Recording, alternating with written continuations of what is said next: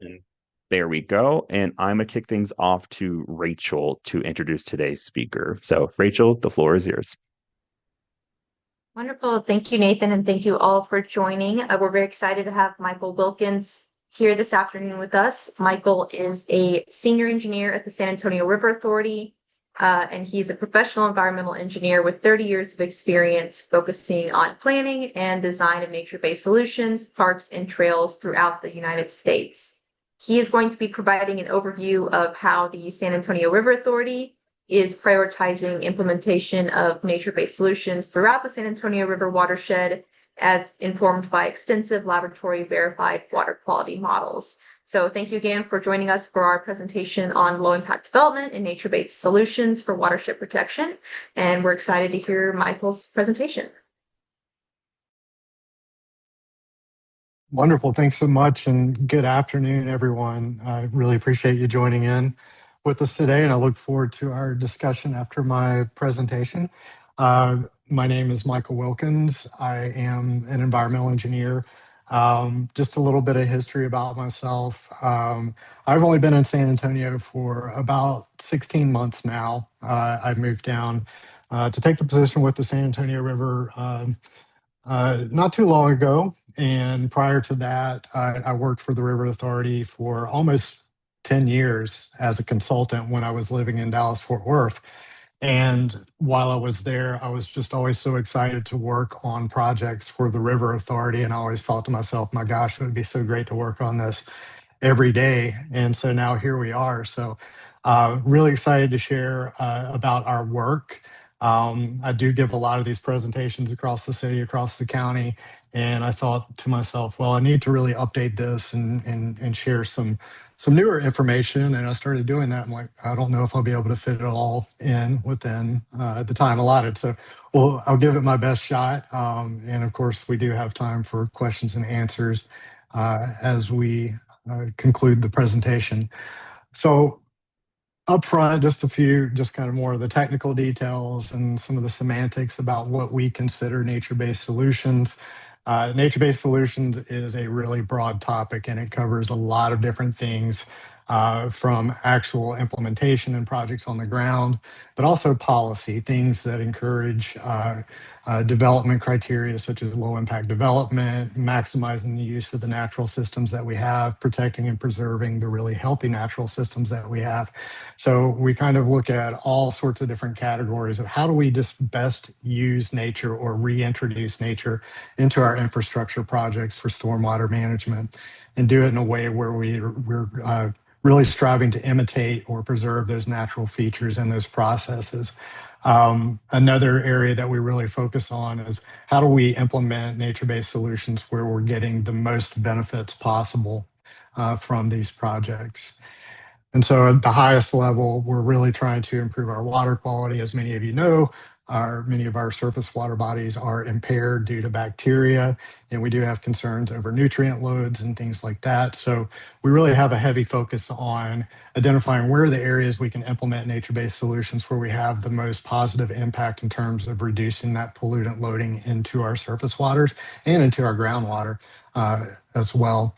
But we also want to really leverage the benefits from nature-based solutions to really increase the amount of infiltration, which is very important for our groundwater supply and obviously our water supply in general. We also want to find ways that we can implement these systems at scale where we can really begin to see reductions in peak stormwater runoff. I know traditionally in the past, there's always been a little bit of confusion about stormwater management for volume control and stormwater management for water quality control. Nature-based solutions can do a little bit of both. So when I speak of nature-based solutions, I'm generally not talking about the really, really large, just dry detention basins, but sometimes I am talking about them when we can enhance those detention basins so we can actually get more of the benefits like increasing habitat and biodiversity, or enhancing habitat and increasing biodiversity, reducing heat island effect, and just as importantly, beautifying our county, our city, and providing some really great recreational benefits and just creating better connections to nature as a whole. My charge at the River Authority is to ensure that we continue the legacy that my uh, prior project manager, when I was a consultant, and who was the lead of this effort before I joined, Karen Bishop.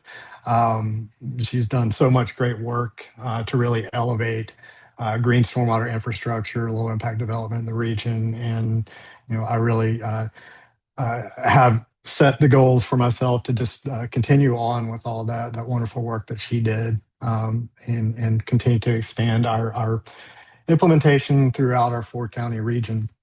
So today I'm going to talk about really some of the categories of things that we really work in and show some examples. And we'll start with nature-based solutions master planning and how we approach it.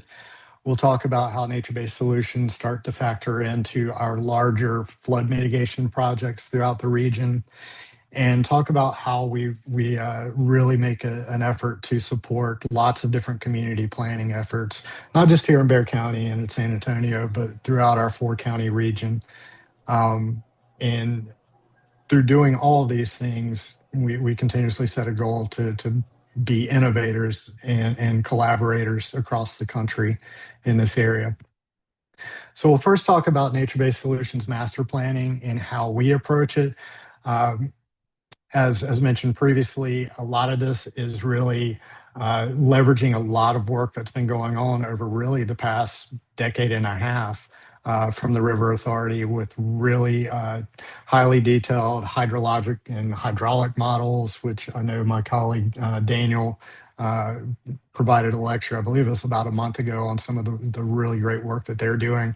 That's really where it started. We have to understand, physically, how do our natural systems and our surface water systems work. Following up on that, my colleague Sheba Thomas worked extensively on developing water quality models for our primary basins. And to date, we have completed water quality models for the Leon Creek watershed, just kind of shown off to the left side, the upper San Antonio Basin in the center, and Salado Creek off to the east. All these water quality models were supported by extensive work from our environmental science department, who collected just copious amounts of water quality data to really help us verify what we're looking at in these models. Where our group comes in is really taking advantage of all this data, because it really helps us to zero in on where are the smaller subbasins within these watersheds that we really need to focus on implementing more nature-based solutions to provide those opportunities to really filter and slow down stormwater runoff from impervious surfaces and significantly reduce the pollutant loads into those streams.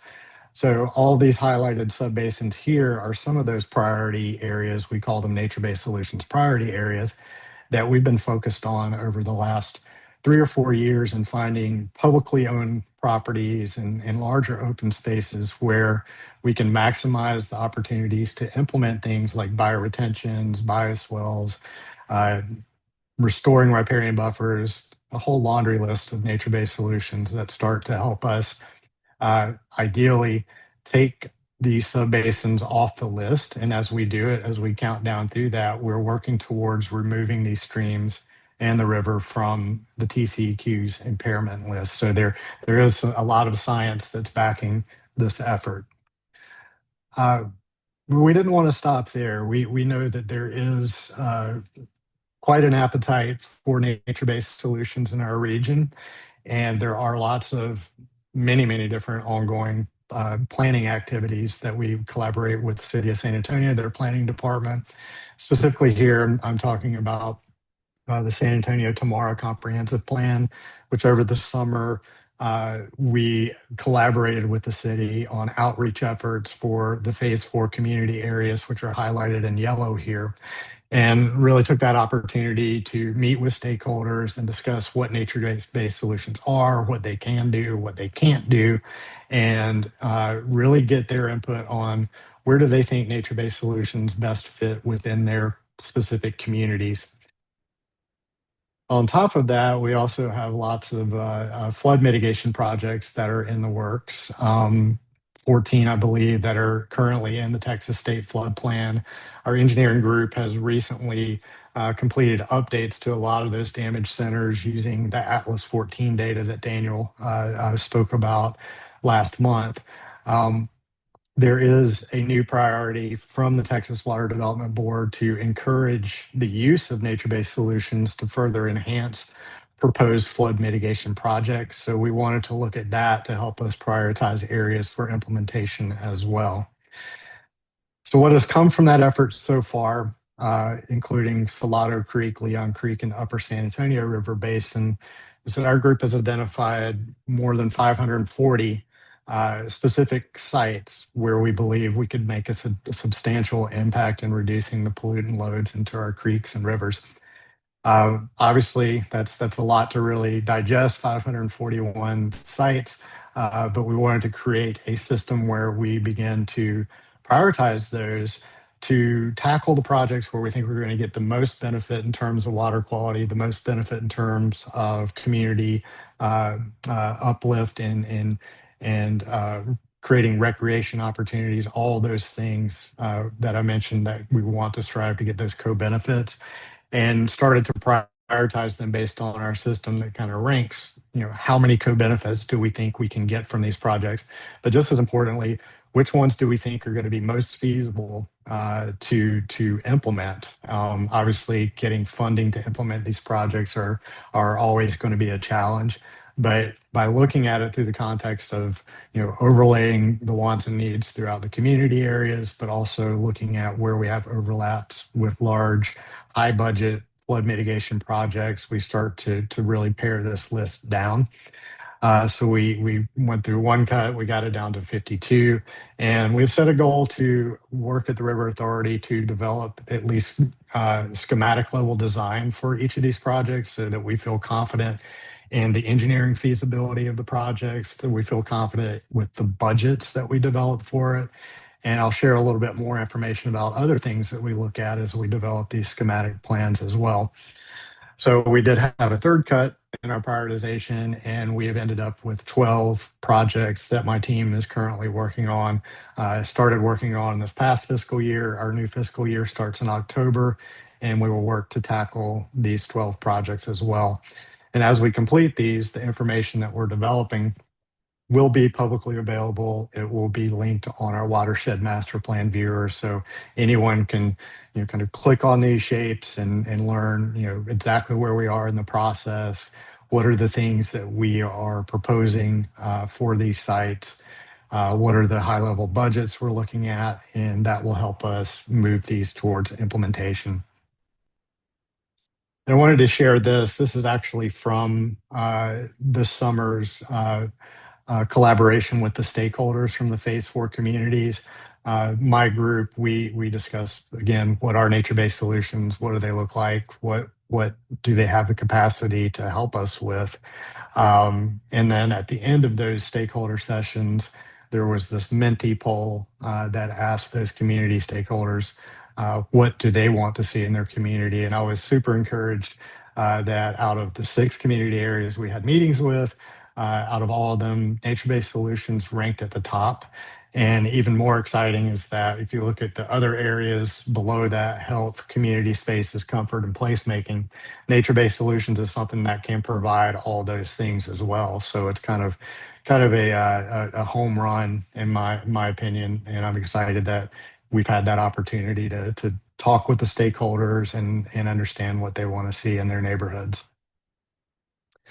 Okay, I'll take a quick little breath there. Let's talk about what do these designs look like? What do these schematic designs look like? And I decided I would feature one of the first projects that we tackled this fiscal year that we're wrapping up right now. And it is Friendship Park, which is essentially completely bisected by Rocio Creek, which is actually one of our healthiest creeks in Bexar County. It does have issues that we want to address. but it also has a lot of space to work with. So we wanted to tackle this and look at what are all the different things that we could do utilizing nature-based solutions to really enhance this park, enhance the health of the creek, and really, give us the information we need to do to guide us as we are looking at similar areas, not just in Bexar County, but throughout our 4-county jurisdiction. When we start to look at things like reestablishing or restoring healthy riparian buffers, reconnecting creeks to the floodplain, and finding areas where we can bring back as many native plants as possible. So this is one that we are wrapping up. We should be completed with it within the next month. And the full information will be posted on the Watershed Master Plan Viewer. Just to give you a quick overview of things that we're looking at. We at this point we are looking at potentially 5 new bioretention systems and bioswales that will be capturing stormwater runoff from the neighboring residential developments.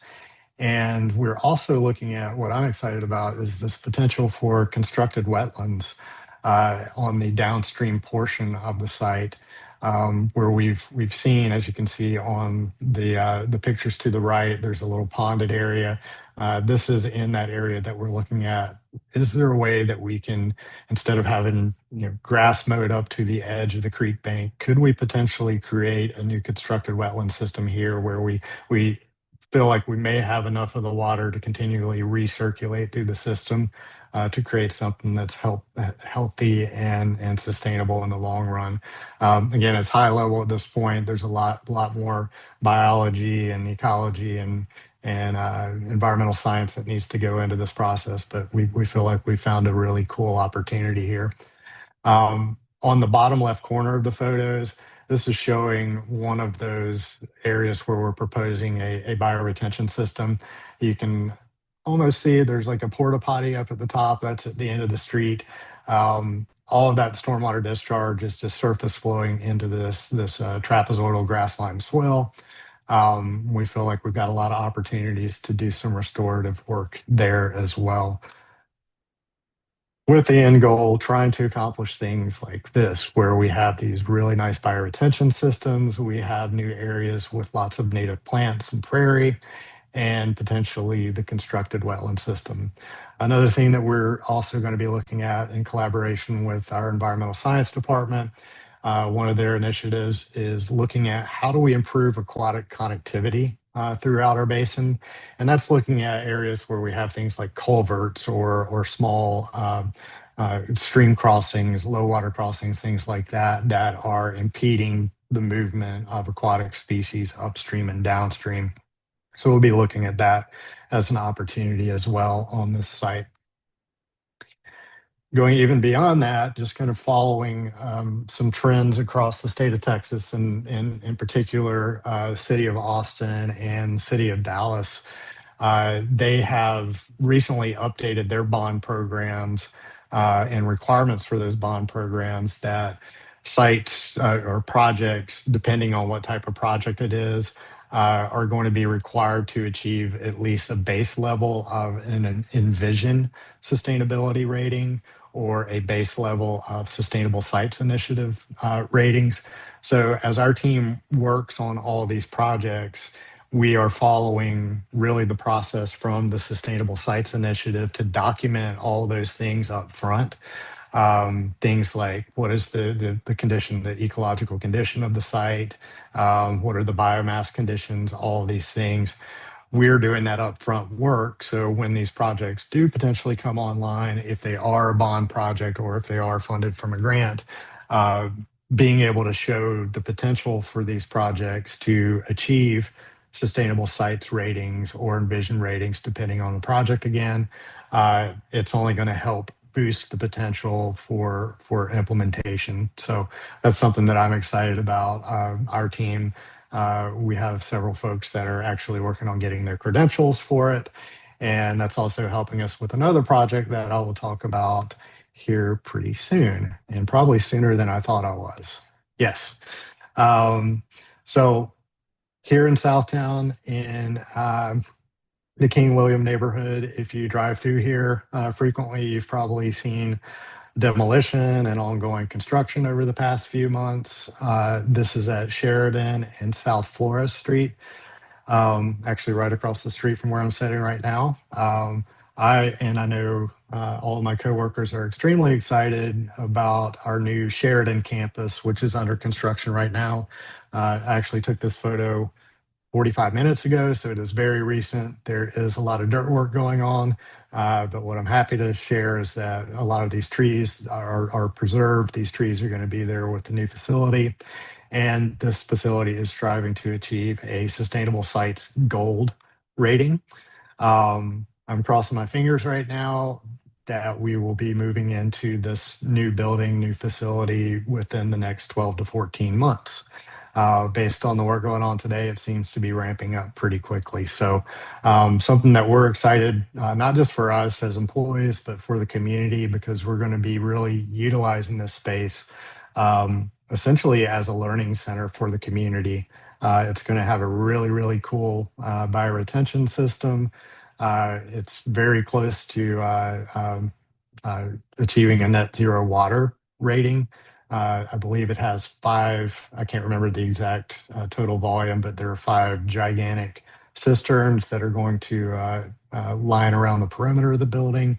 Just a lot of really, really cool things that we're excited to share with the community. Okay.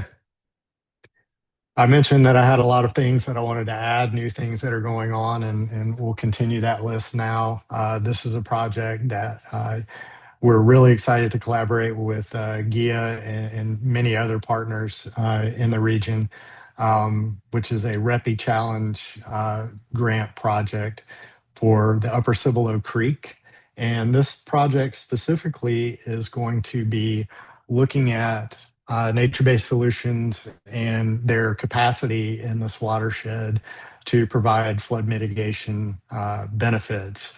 So this thing is going to look, this project will look at a lot of um, uh, really different types of nature-based solutions, including even policy when we start thinking about evaluating scenarios where we may have more progressive stream buffer requirements, stream buffer ordinances, things like that. We actually just kicked off this project with the consultant working on it, AECOM, yesterday. So this is brand new. A lot of work, a lot of effort through all of our partners went into getting this grant. So we're very grateful for that. My team is excited about it because we'll get to participate and look at a brand new watershed and look at different opportunities for implementation of nature-based solutions there. Another new project. This is another grant-funded project. This is through the Outdoor Recreation Legacy Partnership Grant. This actually kicked off 2 weeks ago. There has been some upfront work on it in terms of general improvements to Woodlawn Lake. Our team is now engaged, and we are providing survey and design services for 5 specific nature-based solutions areas around the perimeter of Woodlawn Lake. And these are going to be a combination of really natural channel stabilization strategies, bioretentions. We're also looking at potential implementation of floating wetlands. So we've got a really pretty robust menu of really neat nature-based solutions that we are actually going to design. So this project is fully funded. So what we do design is going to be implemented along with the other improvements to the park itself. So some of the areas that we'll be looking at, again, it's those trapezoidal channels and just kind of smaller eroding channels around the perimeter of the lake. The photo in the center is looking at one of the larger tributary areas coming into the lake.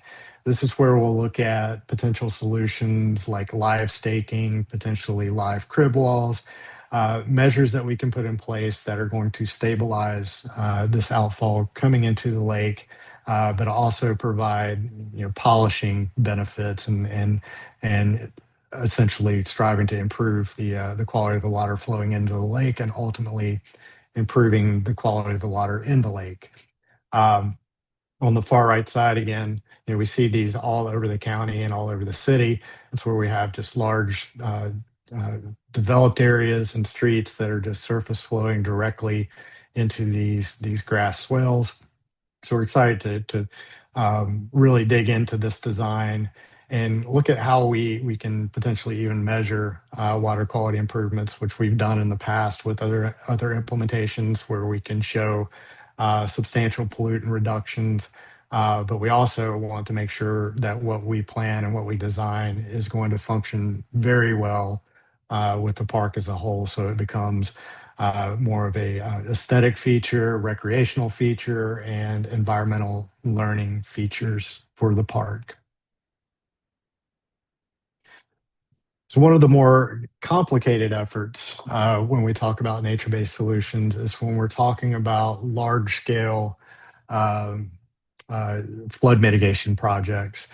And I mentioned earlier that our engineering team, has recently updated many of the damage centers that were analyzed with new hydrologic data through Atlas 14, and have worked on developing proposed projects that will mitigate some of the flooding issues that we have across the region.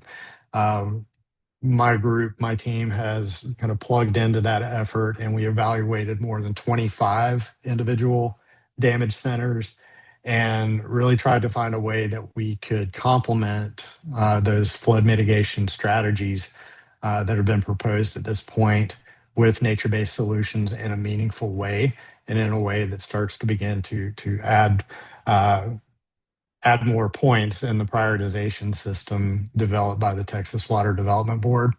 A side note there, and something that you all might want to be aware of, the Texas Water Development Board has been working with the Nature Conservancy and Freese and Nichols over the past probably 18 months or so in developing a nature-based solutions guidance for large-scale flood mitigation projects that will be published on their website. They will be releasing a draft of that guidance in the mid to late November timeframe. It will be issued for public comment. So many of you, I'm sure, on this call will be involved in reviewing that guidance and providing some really beneficial feedback for that. Um, we at the River Authority are hoping that our efforts in looking at these and and suggesting and budgeting for nature-based solutions is that we can be a leader uh, in the state in showing other communities how they can best integrate nature-based solutions as part of the state flood plan. I'm just showing one example here. This is at Rittiman Creek on Lou Carden Memorial Park. Um, you can see there are quite a few homes that are located within the floodplain here. Um, this is one of those damage centers that starts to stand out for us when we look at nature-based solutions, because we have such a large public open space area that we can really explore lots of different alternatives to complement what would traditionally be just a flood mitigation project that would look at things like enhancing or changing the shape of a channel, or uh, proposing and implementing large-scale regional detention systems.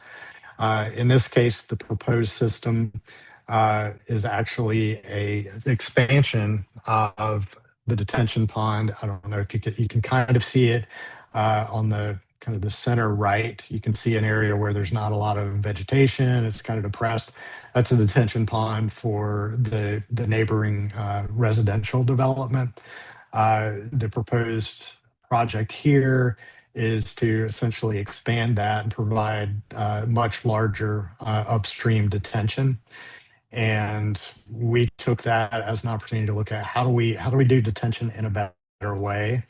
And so we're looking at the potential for nature-based solutions to be integrated into the larger scale detention strategy that would also incorporate things like nature trails. So if you want to think about something like McAllister Park, which really most of that park is behind a huge dam, and it serves as a really critical stormwater detention system for the region. We're starting to think about that, and we're also looking at where you see the pink dots. Again, we have all these different opportunities to capture and filter stormwater runoff from the residential development to the north. And then throughout the park, we collaborate frequently with obviously the Parks Department as we are with Woodlawn Lake.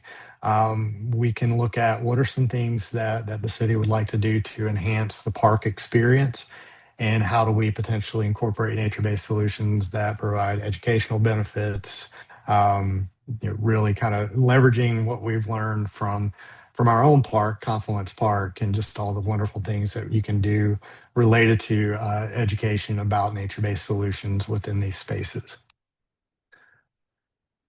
So kind of getting to the point where we're wrapping up here so we can leave enough time for questions and answers.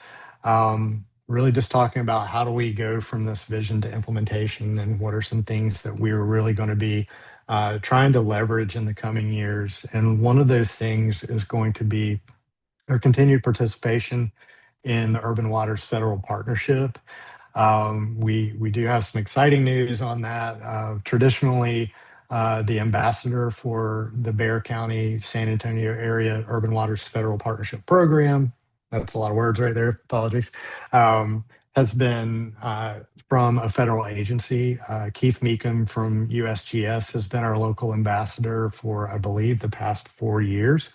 And his term is coming to an end really in October, so in the next week. And my colleague Michelle Garza, who I'm sure many of you know, is taking on that role as the ambassador. And what's really exciting about this is it's kind of like our bat phone to the EPA. We have really constant contact with Region 6 EPA folks.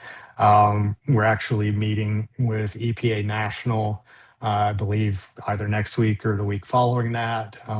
We will be participating in and presenting in a national webinar on nature-based solutions sometime in December. The date hasn't been set yet, but we're really excited about it, and even more excited about the fact that we're going to extend the boundaries of this partnership beyond Bexar County and extend it to our entire 4-county jurisdiction. So much more to come on that. Closing out the presentation, this is just a before and after photo that just keeps me inspired. I can come up with all the different crazy ideas for nature-based solutions in the world, but I have to keep in mind that we've got to make sure that we build the stakeholders support for it. We build the science background for it to really convince people that it's feasible. And what we're looking at here is the before of San Pedro Creek Culture Park.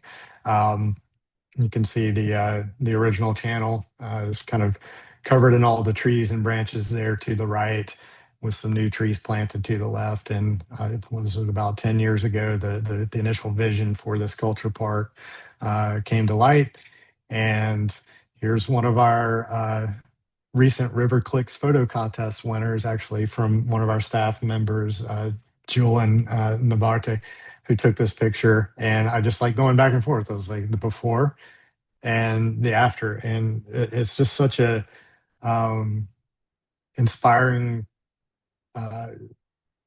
application of all sorts of different nature-based solutions, from aquatic planting along the shelf, from the bioretentions that protect it from flow to from the streets, and from new development that will be coming online very soon.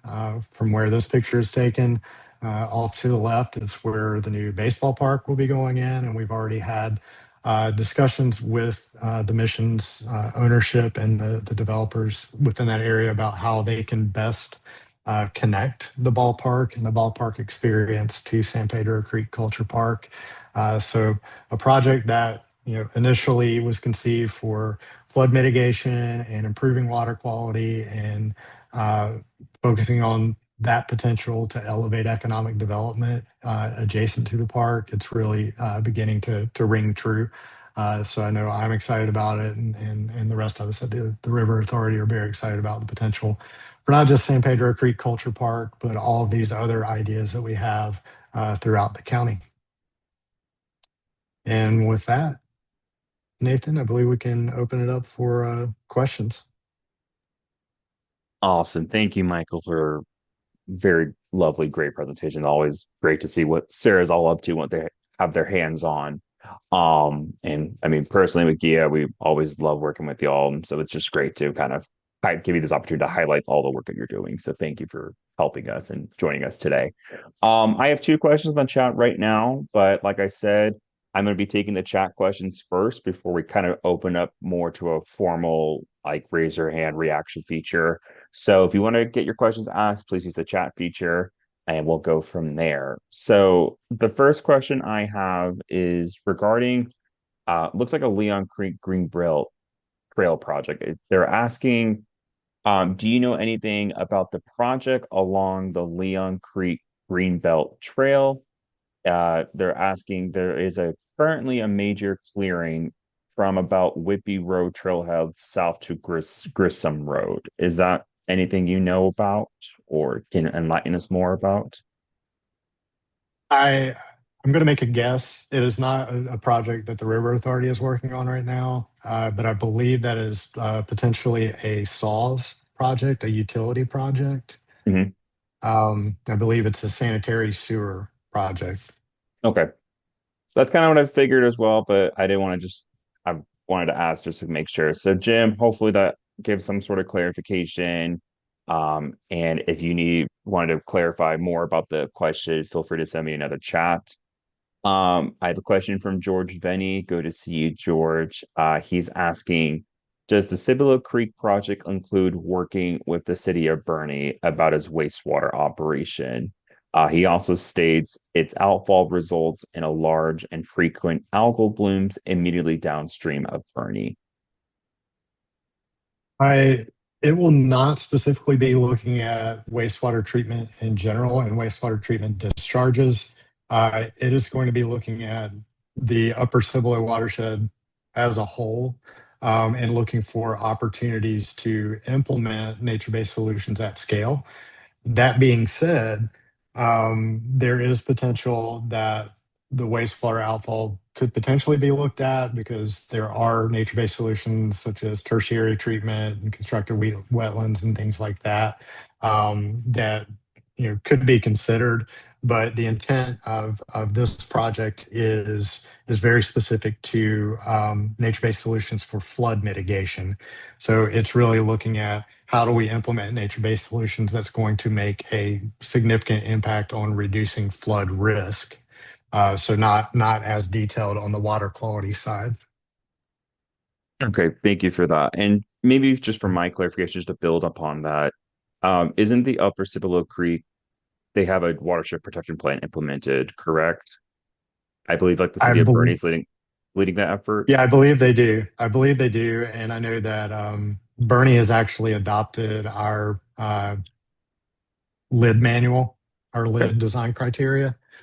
So I know they are doing some very positive things that are directly related to improving water quality, and I'm assuming that that stems from the watershed protection plan. Thank you for that. I appreciate it. Mhm. George, hope that clarifies things for you. Let's see. Another question I have, they ask, generally, are they significant cost savings related to maintenance of nature-based solutions versus traditional builds?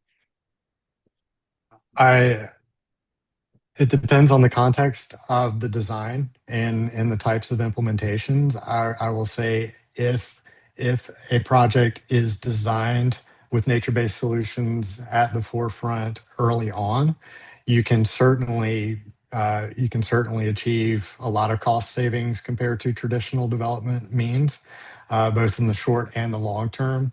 In the short term, really looking at, let's just say, for example, that we're looking at a development that we want to encourage the use of larger riparian buffers that may have some trails and recreational amenities in it. If you're using the natural drainage features or building that into your plan before pen hits paper, you can utilize the natural systems, including nature-based solutions, versus installing pipes or culverts, things like that. So making sure that you're creating strategies for nature-based solutions at the onset of the development of a plan for a site. That's the best way. And then when you talk about maintenance, the maintenance always comes up. Um, we're fortunate at the River Authority that we've installed lots of nature-based solutions, bioretentions, rain gardens, et cetera, over the years, and we have a wonderful group that operates and maintains those. What we have learned is, if we select the appropriate plant materials based on the context of the project, and we give it time and give it the care to establish it. Once we establish these plants and appropriate plants for the types of implementations, it becomes really no different from maintaining any kind of landscape. Potentially, it's even easier, if you're comparing it to a really highly detailed manicured landscape. Okay. Thank you for that. And I hope that answers your question. Let's see. I have a question from Susan, but before I get to that, Dixie Camp has asked, can you show the before photo again? And I Mhm. believe he's relating to the San Pedro Cultural Park before photo.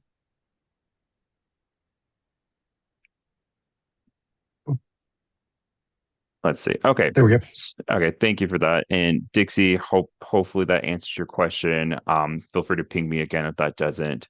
So back to Susan's question. She's asking, is SARA staff doing all the work labor, or are you contracting the labor out, or also using community volunteer resources to install plantings, things of that sort?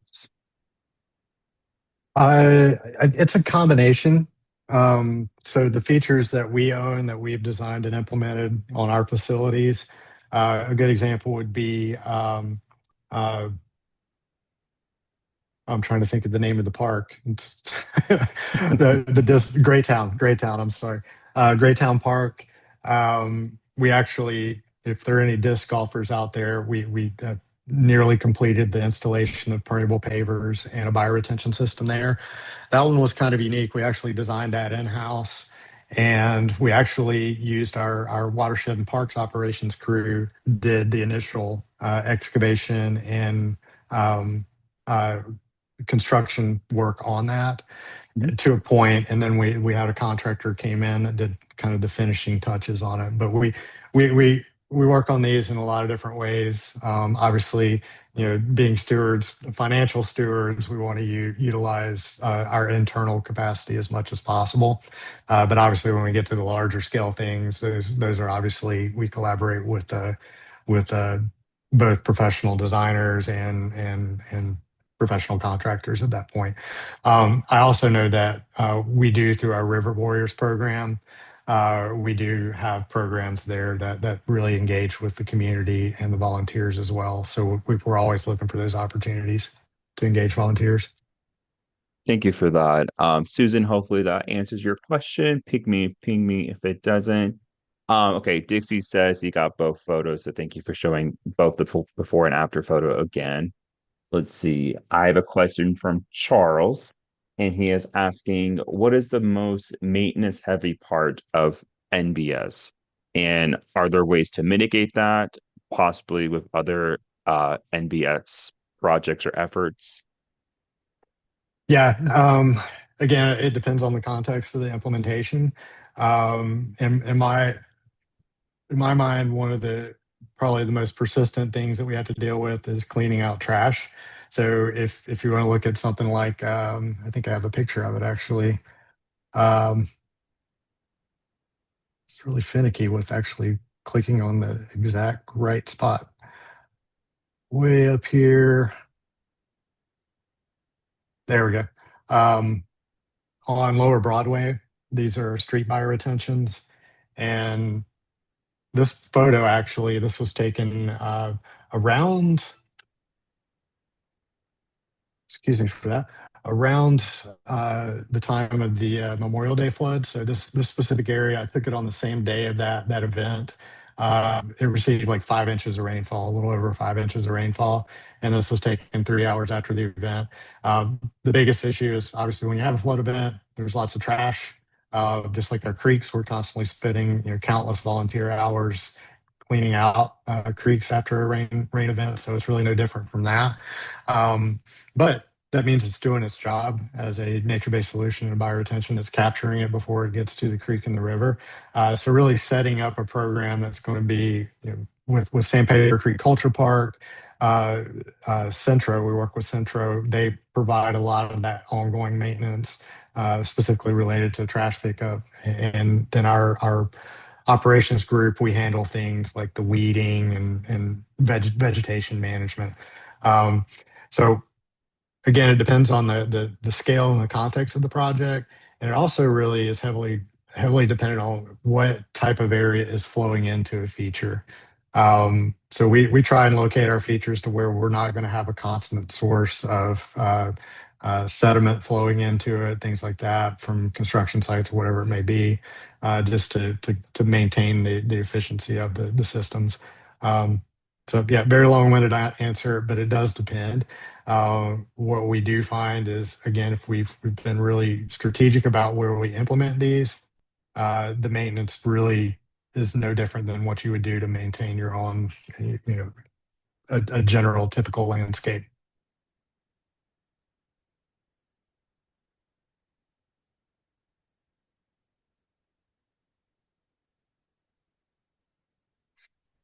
You're on mute, Nathan, you're Nathan, if muted. you're Okay. talking. Sorry. Thank you for that. I appreciate it.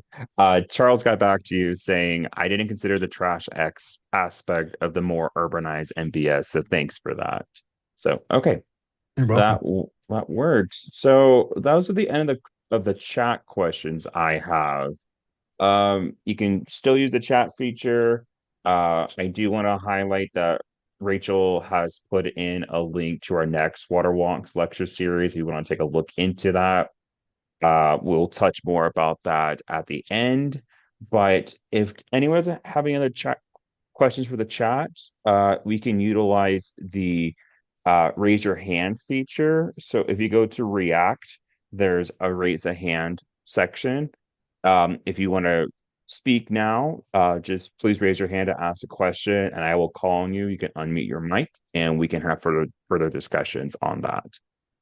So let's see. Any other questions? I will say, we have about 10 minutes left, but if there's aren't any, I would say speak now or forever hold your peace.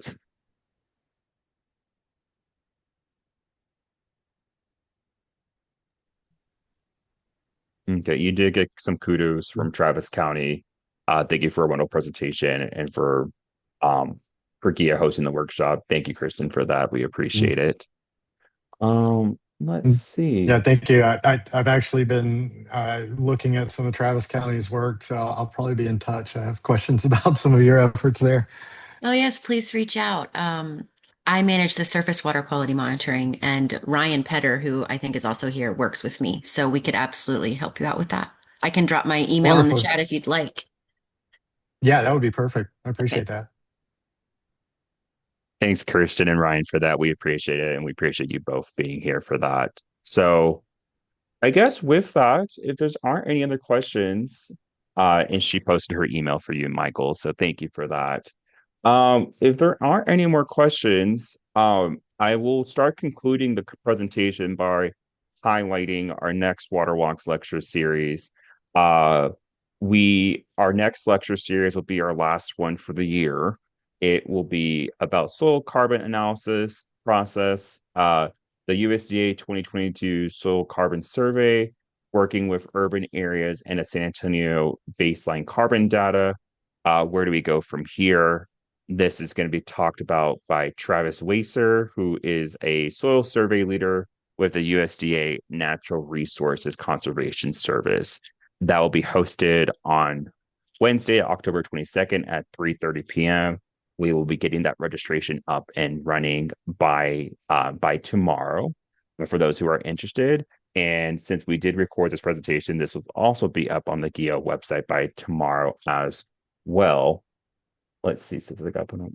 Yes, Jackie, this will be posted online. We recorded this entire conversation, so it'll be up on the GIA website by the end of the week, I will say. Thank you, Rachel, for that too. I appreciate it. So with that, I am going to conclude today's conversation. Thank you, Michael, again for highlighting some great SARA work. Gia, myself, we personally appreciate everything you do and the work you do with us and for San Antonio and the greater San Antonio River Basin area. So thank you. So with that, I'm going to conclude. Thank you so much for joining us today, and I hope you have a great rest of your days. Okay, so take care. Thanks, everyone.